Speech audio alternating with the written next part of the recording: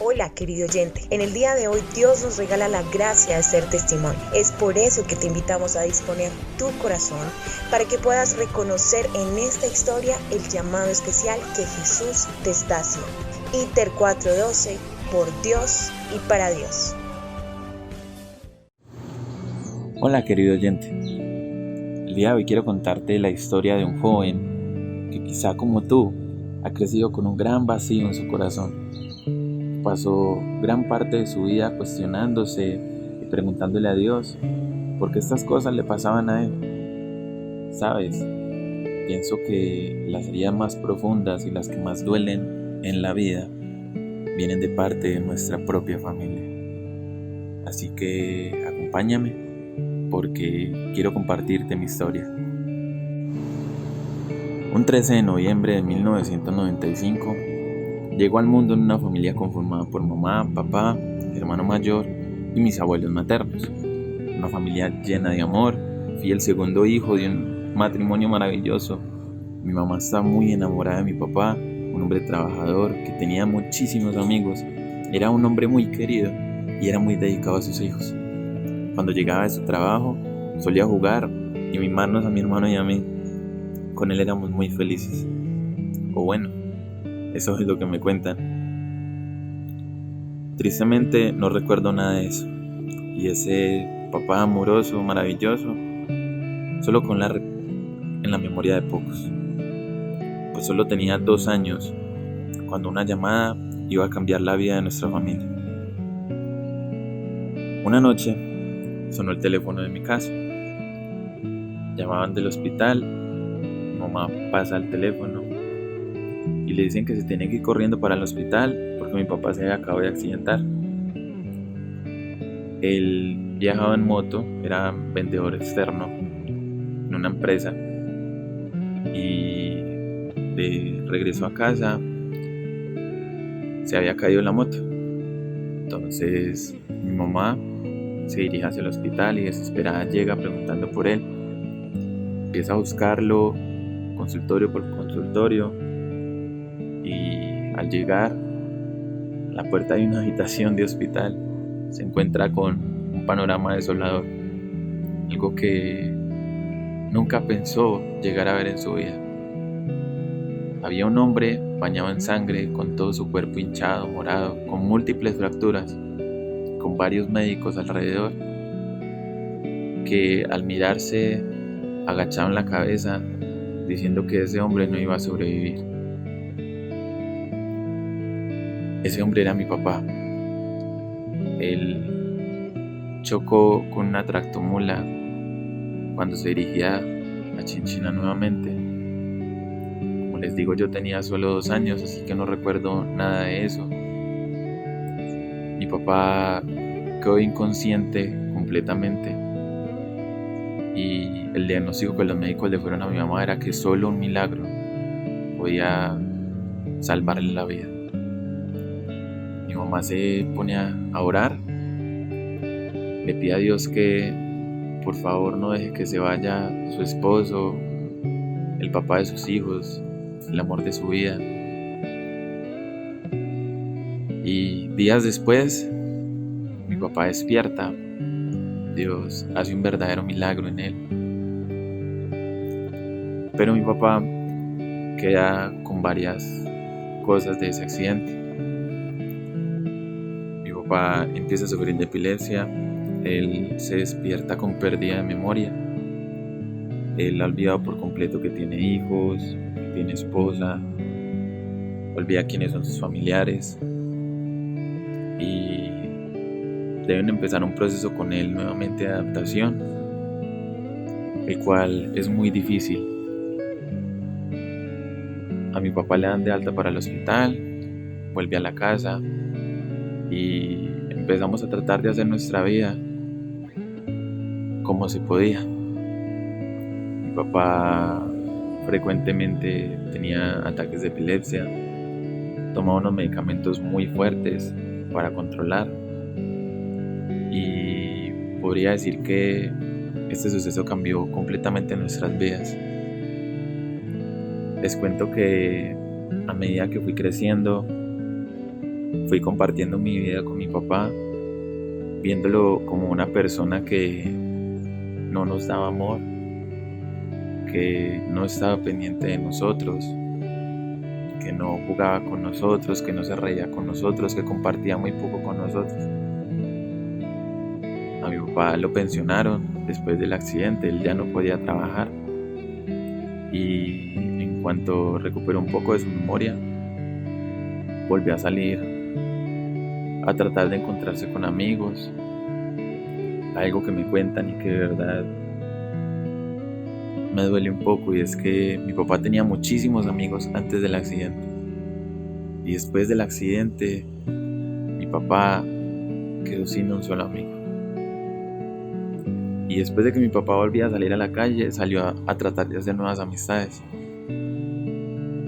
con tan poca fortuna que se encontró con varias personas que se aprovechaban de él, que lo hacían consumir licor, que se aprovechaban de su dinero.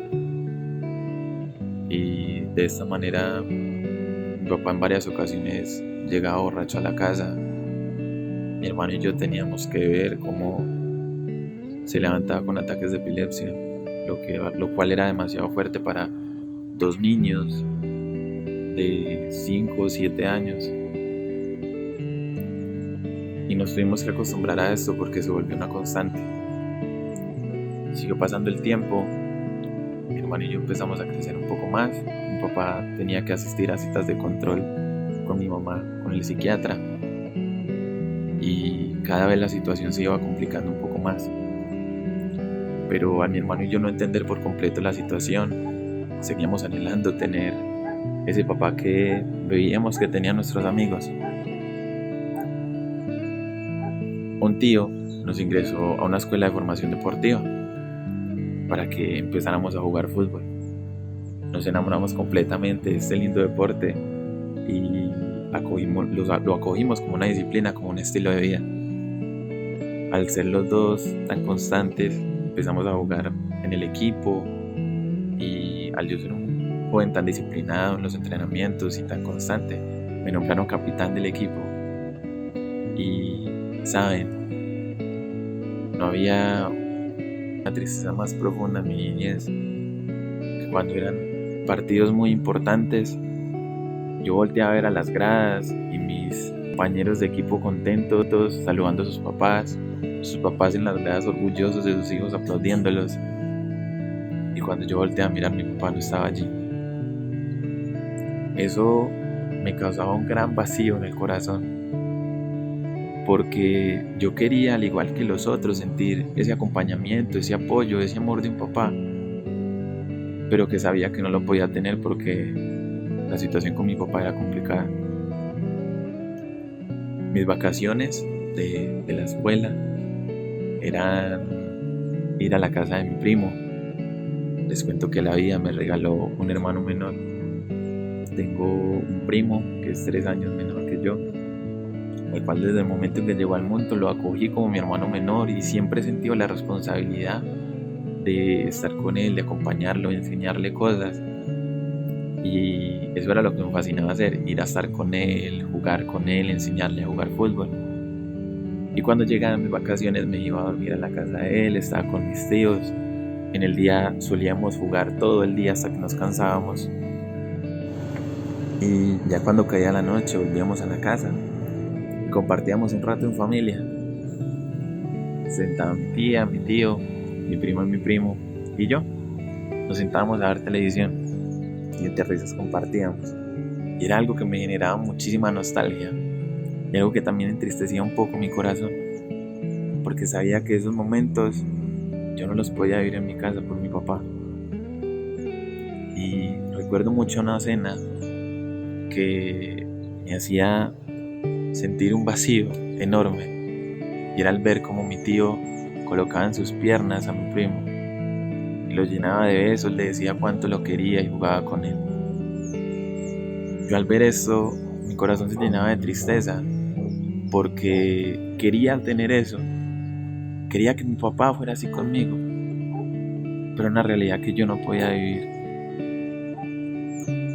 A medida que siguió pasando el tiempo, empezamos a crecer un poco más, empezamos a entender un poco la situación con mi papá.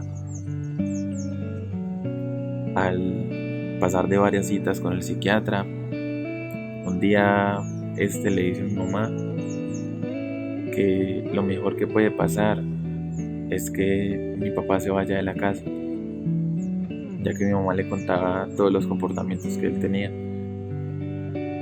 Tengo que hablarles de mis abuelos, que son los grandes protagonistas en esta historia, los cuales desde el momento uno en que nosotros llegamos a su casa, esos viejos me acogieron como si fueran también mis papás. Y mi abuelo, que se jubiló barriendo las calles, ya reposaba en su casa con su esposa, con su amada de toda la vida, y sin tener la obligación siempre respondía por mí. Nos daba todo para que tuviéramos lo necesario, aunque mi papá no llevara mucho dinero a la casa, él siempre se hizo cargo de mi familia y ellos nos lo daban todo. Y mi papá era una persona demasiado desagradecida, demasiado grosero con ellos. Les hablaba feo, los miraba feo. Y era una situación que mi familia no aceptaba por completo, de ver que alguien que prácticamente estaba tratando mal a los abuelos, que eran el centro de toda la familia, y esa persona que tenía hijos, que tenía a su esposa, no se comportaba como debía. Con el tiempo se empezó a volver mucho más agresivo y era algo que nos dolía muchísimo, pero que mi hermano y yo, al ser tan pequeños, no sabíamos cómo reaccionar. Y nos dolía ver cómo trataba a nuestros abuelos, que eran nuestros fans número uno. Les cuento que mis abuelos eran los que más nos apoyaban cuando íbamos a jugar fútbol. Y cuando íbamos a salir de casa, cuando ya teníamos todo listo para ir a jugar, nos deseaban lo mejor, nos tenían toda la fe del mundo. Pero tristemente, por su vejez y por sus condiciones físicas, no podían acompañarnos. Y eso nos dolía muchísimo, ver cómo mi papá tenía ese trato con ellos. Y llegó el día en que mi hermano y yo entendimos todo este tipo de cosas, y hablando con mi mamá dijimos: esto no puede seguir pasando. Mi papá se debe ir de la casa. Hablamos con él, se tomó la decisión y mi papá se fue de la casa. Empezamos a tener un poco más de tranquilidad. Los lazos con mis abuelos se hicieron mucho más fuertes. A mi mamá la tuvieron que practicar una operación en la matriz, lo que la dejó por varios días con mucho reposo. Y mi abuelita, a pesar de su edad, se hizo cargo completamente de la casa, nos hacía de comer, nos despachaba para la escuela. Y nosotros le cogimos demasiado amor a ese par de viejitos, que eran maravillosos, eran increíbles. Mi hermano y yo, una vez hablando, compartíamos nuestros más grandes sueños. Y uno de nuestros más grandes sueños eran que nuestros abuelos nos vieran graduar, porque ellos se sentían tan orgullosos de nosotros, que éramos dos niños, que éramos muy buenos estudiantes, teníamos las mejores notas, y ese era nuestro sueño, que ellos nos vieran graduar. Tengo que contarles que pasó el tiempo. Cuando yo estaba en 9º grado, mi hermano ya estaba en 11. En el colegio en el que estábamos tenía un convenio con el SENA, y en grado 11 los estudiantes debían hacer la etapa práctica. Entonces lo vestían a uno como un pingüinito, de traje, saco y corbata. Y al momento de mi abuela ver a mi hermano, recuerdo y nunca se me va a olvidar esas lágrimas que rodaban por su rostro de orgullo y de felicidad por ver a su nieto. Por ver a su nieto entrando a esa etapa tan importante de su vida. Al yo ver esto, yo solo deseaba una cosa: yo quiero que mi abuela también me vea así. Y yo le decía a Dios: Dios, me la tienes que regalar 2 años más para que pueda cumplir mi sueño, para que mis abuelos me puedan ver graduar. No quiero nada más que eso. Tengo que contarles, chicos, que tiempo después mi abuela se enfermó. Un día mi abuela no podía caminar bien y la tenía que llevar al hospital, por lo que nos tocó llamar a los bomberos para que la llevaran al hospital. Cuando llegó el carro de bomberos, yo salí y le pedí la bendición a mi abuelita. Ella con mucho amor me la dio, me dio un pico, me besó la mejilla. Y yo nunca llegué a imaginar que esa iba a ser la última vez que iba a ver consciente a mi abuelita. Un mes después, tuve la oportunidad de visitarla en el hospital. Ella se encontraba en cuidados intensivos. Y como yo no entendía muy bien qué era eso, cuando llegué al hospital estaba muy contento porque le iba a ver. Y al llegar una enfermera me dijo que me hizo unas recomendaciones. Me dijo que no me podía desesperar mucho, que no podía llorar, porque ella, a pesar de que tenía sus ojitos cerrados, ella me podía escuchar. Cuando yo entro, me encuentro con una imagen completamente devastadora. Mi abuelita estaba completamente entubada, tenía todo su cuerpito hinchado y solo le podía ver sus cacheticos que estaban muy hinchados y sus ojitos cerrados. Le sujeté la mano y empecé a decirle muchas cosas, que la quería muchísimo, que la extrañaba, que yo me estaba portando muy bien, que estábamos cuidando al viejo, a su esposo, al amor de su vida, y que esperábamos que ella volviera a casa, porque ella tenía que verme graduar, porque mi hermano ya estaba próximo a graduarse y ella tenía que estar ahí. En ese momento mi abuelita le rodaron lágrimas, se puso muy mal, entraron las enfermeras y me tuvieron que sacar de ahí. Yo solo lloraba desconsoladamente y en un momento de angustia miré al cielo y le dije a Dios, Dios, si tú existes, tú tienes que sanar a mi abuela. Te lo pido por lo que más quieras. Voy a ser el mejor hijo, voy a ser el mejor estudiante, pero por favor, si tú puedes hacerlo, sana a mi abuela y que vuelva a mi casa. Días después, ya me encontraba en mi casa, salí a entrenar una noche y al regresar me encontré a mi abuelo, a mis tíos en mi casa. Cuando entro me reciben con la noticia de que mi abuelita había fallecido. Tengo que decirles que fue la primera vez que sentí un dolor indescriptible. Me dolía el alma y en medio de mi desespero y de mi tristeza, yo le decía a Dios, eres lo peor. Yo te pedí que sanaras a mi abuela y no lo hiciste. Yo no creo en ti.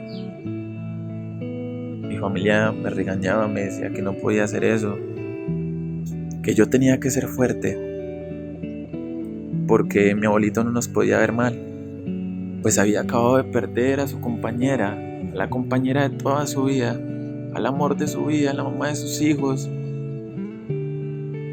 y nosotros teníamos que darle fuerza, así que no nos podíamos poner mal. Fue lo más difícil, pero hicimos hasta el último esfuerzo. Tratamos de siempre guardar la cordura en ese momento tan difícil para darle fortaleza a mi abuelo. Y empezamos a tragarnos tantas cosas y todo ese dolor que yo guardé empezó a convertirme en una persona muy fría, de un corazón duro, una persona tímida, porque a mi corta edad había vivido ya muchísimas cosas que me habían cohibido de expresar lo que sentía, por miedo, por pena. Ese año mi hermano se pudo graduar Mi abuelito pudo asistir a su graduación. El colegio en el que fue la ceremonia quedaba cerca del cementerio. Cuando salimos de allí, visitamos el cementerio y fuimos a llevarle rosas a mi abuela, porque le encantaba. Mi hermano fue a contarle que se había podido graduar. Y todos abrazados. Yo miraba a mi abuelito y le decía: yo, viejo, usted ya vio graduar a mi hermano. Tienes que esperar y me tienes que ver graduar a mí. La relación con mi papá no era la mejor. Desde el día que se fue de la casa, se fue con el compromiso de que iba a seguir respondiendo económicamente por mi hermano y por mí. Pero no fue así. El año que mi hermano se graduó tuvimos muchísimos gastos, por lo que teníamos la necesidad de acudir a él. Tengo que decirles que era ya que el día en que a mi papá le pagaban, entre mi hermano y yo nos teníamos que turnear mes por mes para ir a perseguirlo durante todo ese día para que nos diera algo de dinero. Como les digo, ese día llegaba, teníamos que andar detrás de él todo el día, escuchando sus problemas, como nos decía qué problemas había tenido, él cómo tenía su trastorno de bipolaridad por el accidente. Era una persona agresiva, era una persona muy mal geniada, y a cualquier lugar donde iba a vivir tenía problemas, peleaba con las personas. Y después de que nos contara todas estas historias, nos daba solo un poco de dinero, que sinceramente no alcanzaba para mucho, pero que nuestra necesidad nos hacía tener que recibirlo y resignarnos con eso. Eso sin duda fue algo que marcó completamente nuestras vidas, algo que nos hizo, a mi hermano y a mí, querer superarnos y algún día no tener que tener la necesidad de buscarlo. Yo empecé a sembrar en mi corazón un odio hacia mi papá. Si alguien en algún momento me preguntaba por algo bueno de mi papá, yo no tenía nada bueno que decir sobre él, y era triste, pero se podría decir que yo odiaba a mi papá. El tiempo siguió pasando. Después del grado de mi hermano, él logró conseguir y estudiar una tecnología y estaba en su etapa práctica, así que ganaba un poco de dinero. Yo estaba en grado 10º cuando, un año completo después de la muerte de mi abuela, mi abuelito cae al hospital. Nosotros empezamos a tener una preocupación gigante, porque el solo pensar en que íbamos a tener que vivir nuevamente esa escena devastadora de perder a esa persona que tanto amábamos, con el agravante de que él era quien nos daba todo, que vivíamos de su generosidad, de todo lo que él nos daba, porque él nos lo daba todo. Eso nos hacía estar completamente tristes. Nuevamente acudo a Dios. Le digo: Dios, yo he sido un buen hijo, he sido una buena persona. Te pido que no te vayas a llevar a mi abuelo, por favor, porque yo no me puedo quedar solo con mi mamá y con mi hermano. ¿Qué va a hacer de nosotros? ¿Qué va a hacer de nosotros si te llevas a mi abuelo? Por favor, no lo hagas. Días después me encontraba entrenando. Mi abuelo estaba en la unidad de cuidados intensivos y a mi entrenador le sonó el teléfono. Me miró y me dijo que me tenía que ir corriendo hacia la casa. Cuando llegó a mi casa, ya estaban todos mis primos, mi hermano y mi mamá montados en un carro.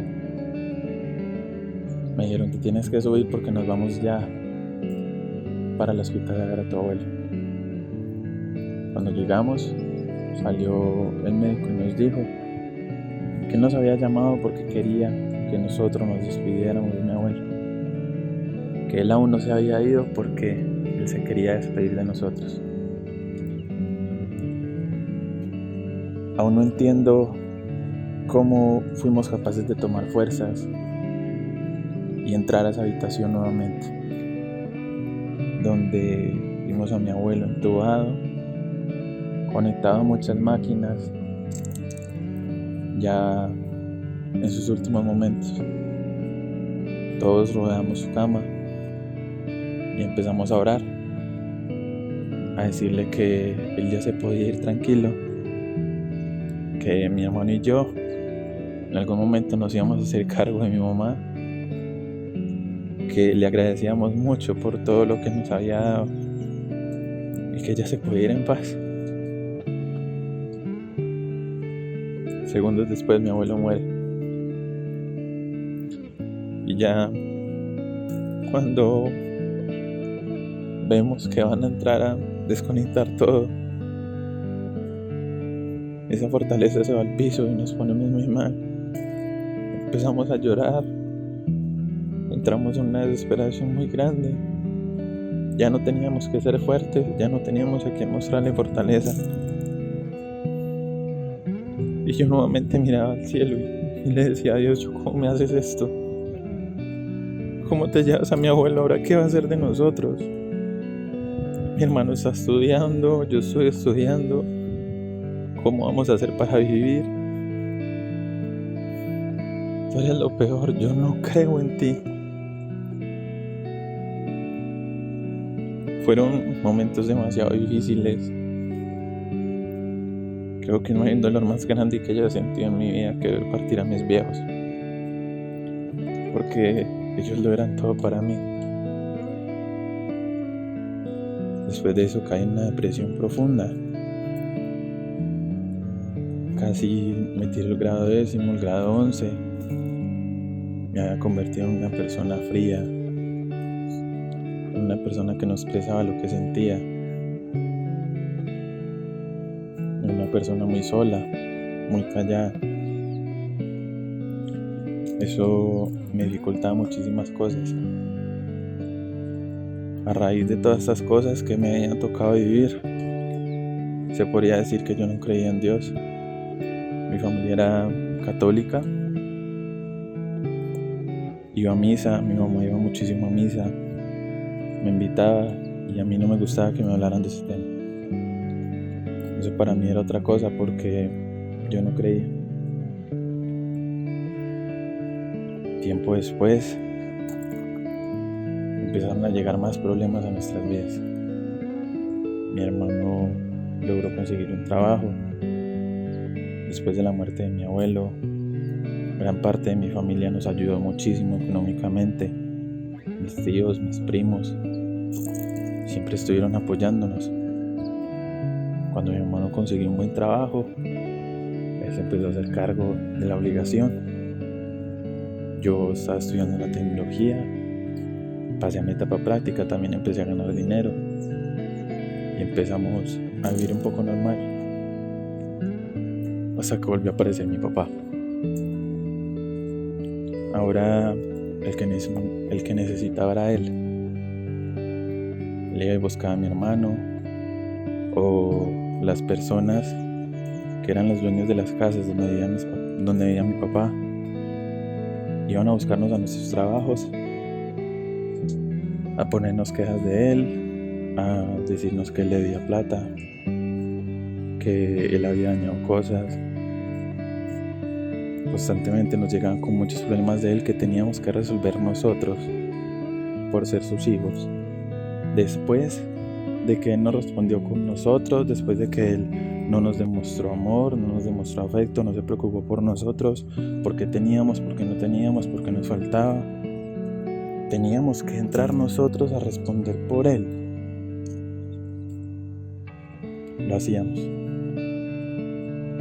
Muchas veces mi hermano se ganó muchos problemas en su trabajo a raíz de esto. Hasta que llegó un momento en que dijimos, ya no más. Ya no más, nos hicimos a un lado, tratamos de evitarlo y seguimos con nuestra vida. Días después, yo ya me encontraba en un buen trabajo, mi hermano también se encontraba en un buen trabajo, teníamos un buen estilo de vida, hasta que una de nuestras primas hizo el retiro de Emaús. Llegó muy feliz. Cuando nosotros vimos que ella iba a un retiro, nosotros no. ¿Qué tal nosotros ir por allá algún día? Fue la primera persona de mi familia. Y cuando volvió, ninguno creía en que ella podría ir a eso o que podría cambiar.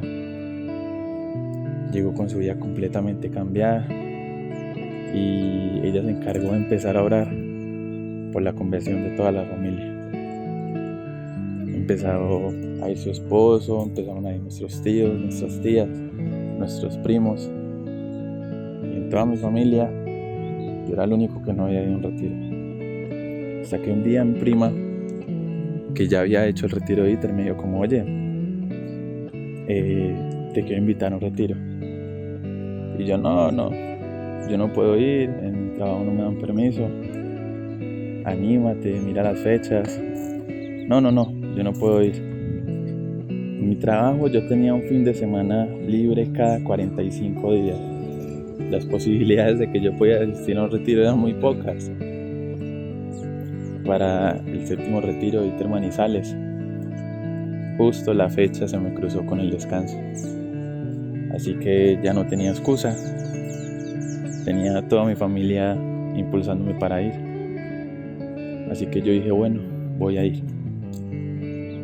Llegué al retiro siendo un joven que no creía, que había atravesado por momentos muy fuertes de su vida, que había culpado a Dios de muchísimas cosas.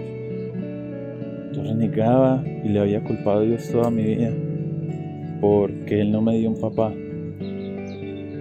porque solo me dejó disfrutar los 2 años de los cuales no recuerdo nada, porque se llevó a mis abuelos, porque nos dejó solos, porque me dejó sufrir tanto. Me había convertido en una persona fría que nunca le había dicho a su mamá que la amaba, a su hermano que la amaba. Y cuando llegó a este maravilloso encuentro que me cambió la vida, me encontré de frente con Jesús. Y tengo que decirles que después de esto no soy el mismo. Cuando salgo del retiro, lo primero que hago es ir corriendo a decirle a mi mamá y a mi hermano que los amaba, que eran mi vida, que me perdonaran por no decírselo antes, pero que Dios por fin me había dado el valor. Él me quitó las vendas, me permitió ver lo que antes no había podido ver, de que Dios siempre fue ese padre que yo tanto pedí, de que siempre estuvo ahí conmigo, que nunca me dejó solo, porque entendí que yo nunca había estado solo, que Él siempre había estado conmigo, que en esos momentos en los cuales yo deseaba tener a mi papá para que jugara conmigo, me había colocado en el camino a mi abuelo, al mejor papá que yo podía haber tenido, que estuvo ahí siempre para mí, dándome su ejemplo, dándome su apoyo. Me colocó ese viejo el tiempo necesario para formarme, para ser la persona que soy hoy en día. Yo todo el tiempo le reproché porque nuestra situación económica no era la mejor, pero tuve una familia maravillosa que siempre estuvo ahí apoyándome. Y Él me permitió ver eso, me permitió ver que en todo el tiempo Dios estuvo ahí conmigo. Siempre se comportó como mi padre, siempre me dio lo que yo le pedía, pero yo mismo había decidido no ver.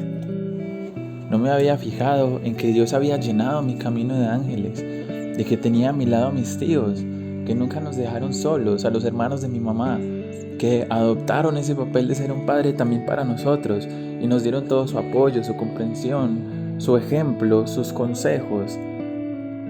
No me había fijado que tenía una familia realmente maravillosa, que nunca se había alejado de nuestro lado, que nos había apoyado en todo momento, que siempre había estado unido a pesar de todas las cosas que podían suceder, de que nunca habían dejado sola a mi mamá, a esa guerrera que luchó a pesar de todas las adversidades, que tuvo que soportar tantas cosas, la muerte de sus padres, que tuvo que soportar el separarse de la persona a la que una vez amó. Y mi mamá siempre tuvo esa sonrisa para todos y tuvo ese gran amor que tanto la caracteriza en mi familia para acogernos a todos. Esa mamá que sin lugar a dudas ha estado y siempre va a estar para mí, para mi hermano. Tengo que decirles que desde que conocí a Jesús entendí toda la situación con mi papá. Me di cuenta que estaba muy equivocado y que no tenía por qué tener algún sentimiento negativo hacia mi papá. No tenía por qué odiarlo, no tenía por qué seguir separado de él. Y tengo que decirte que tiempo después, un 31 de diciembre, después de salir del retiro, mi hermano me dijo que sí íbamos a buscar a mi papá para darle el feliz año. Nos fuimos y cuando llegamos nunca se me va a olvidar que al vernos se puso a llorar. Y entre lágrimas y risas nos abrazaba y nos daba besos y decía: mis niños están muy lindos, están muy grandes. Y con el poco dinero que tenía compró 3 ponimaltas y nos regaló ya una a nosotros para que compartiéramos un rato con él. En ese momento me di cuenta cómo Dios se había encargado de restaurar esa relación, de cómo Dios había obrado de una manera maravillosa en mi vida, en la vida de mi hermano y en la vida de mi papá. Todas esas cosas que habían pasado anteriormente quedaron atrás. Pudimos compartir un momento como nunca en la vida. Nos reímos, hablamos, nos preocupamos el uno por el otro. Cuando regresamos a casa, mi hermano y yo sentíamos ese fresquito en nuestro corazón, de que quizás por fin esas cosas malas habían terminado. Tiempo después, Dios puso en mi corazón, fue Él, el deseo de hablar con mi papá y decirle que lo había perdonado. Miren, no sé qué tan profundas sean sus heridas, no sé qué tan dolidas se sientan con sus familias o quizá con esa persona que tanto daño les ha hecho. Pero tengo que decirle que por sus fuerzas y por su propia voluntad no va a lograr hacer mucho. Pero si usted acude a Dios, a nuestro Padre, y le pide su ayuda, le pide que derrame en usted el don perfecto que es el don, va a lograr grandísimas cosas en su vida. Y va a lograr sanar tantas cosas como yo lo pude hacer. Llegó el día en que fui a hablar con mi papá y en una charla muy amena pude abrir mi corazón.